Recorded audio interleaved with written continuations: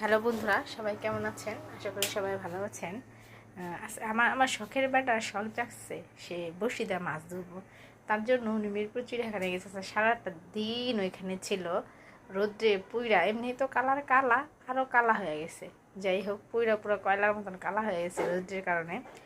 উনি প্রথমে বসে ফেলাইছে, বসে ফেলানো হয় নাই, তাই ওনার মানে বসিটা তুলে দিতেছে না, শিখা দিতেছিল কীভাবে বসে ফেলাইতে হবে। তার জন্য আবার পুনরায় বসে ফেলাইতেছে, মানে জোরে ফেলাইতে বলতেছে, যাতে জোরে ফেলাইলে বেশি দূর যায় আর মাছ চাই, যাতে বড় মাছ আসে বা এরকম কিছু একটা।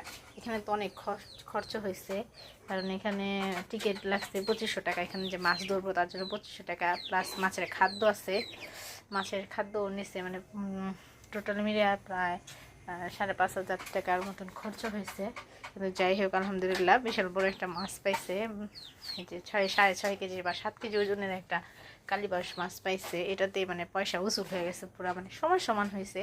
আরেকজন 15 কেজি ওজনের কাতল মাছ পাইছে। ওটা ওনার ভাগ্যে ছিল, ওনার রিজিকে ছিল, তাই ওটা উনি পাইছে।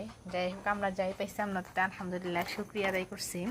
মানে একটা বড় মাছ পাইছি, আর ছোটো ছোটো কিছু মাছ হয়েছে, রুই, কাতলা, বোয়াল, এগুলো আর কি ছোটো ছোটো। আর একটা কালীবাস মাছ 7 কেজি ওজনের, তবুও সুন্দর হয়েছে। এই যে এটা হচ্ছে সেই কাঙ্ক্ষিত মাছটা, দেখছেন কি সুন্দর, মাশাআল্লাহ। আমি তো অনেক খুশি হয়েছি এই মাছ দেখা।